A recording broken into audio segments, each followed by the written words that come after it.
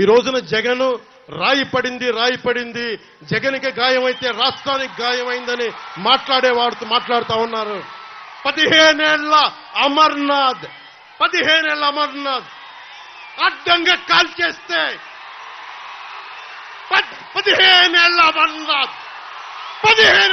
అమర్నాథ్ నిర్దాక్షిణ్యమైన పసిబిడ్డ చెరుకు తోటలో తీసుకెళ్లి కాల్చేస్తే రాష్ట్రానికి గాయం అవలా.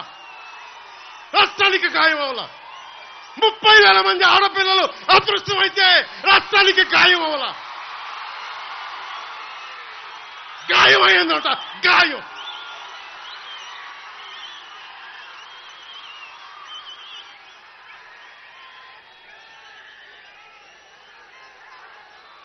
34% ఉన్న బీసీల రిజర్వేషన్లని 24% తగ్గించి 16,000 మంది బీసీ నాయకులు మనకి అన్ని స్థాయిల్లో అవకాశాలు కోల్పోయారు. నేను 8 మందికి ఎంపీలకు ఇచ్చాను, ఇంతమందికి బీసీలకు ఇచ్చాను. కానీ జగన్ చేసిన ద్రోహం, అంబేద్కర్ స్ఫూర్తిని విఘాతం కలిగించింది. 16,000 మంది బీసీలకి నువ్వు 34 నుంచి 24% తగ్గించి బీసీలని అధికారం దూరం చేసావు. అది మర్చిపోకండి.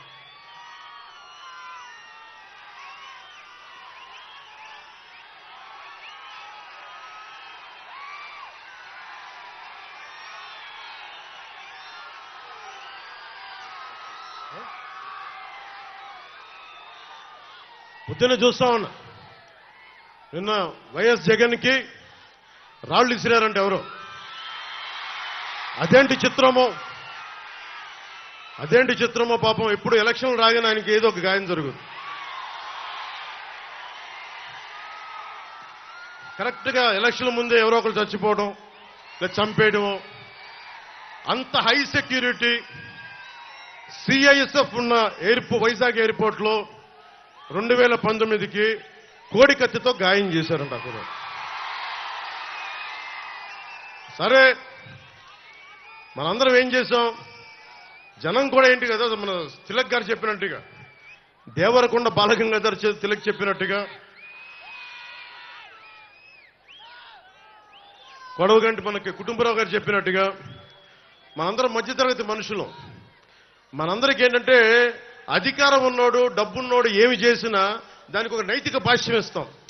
పాపం కాకినాడలో ఉండే ఒక మాఫియా డాన్ ఎవరిని కత్తితో పొడిచినా పాపం ఆయన ఏ పరిస్థితుల్లో పొడిచారో పాపనండి, పాపం చంపేశారు. వైఎస్ వివేకానంద రెడ్డి గారిని ఏ పరిస్థితుల్లో పొడిచారో తెలియదండి మాకు. 30,000 మంది ఆడపిల్లలు అదృశ్యమయ్యారని పాపం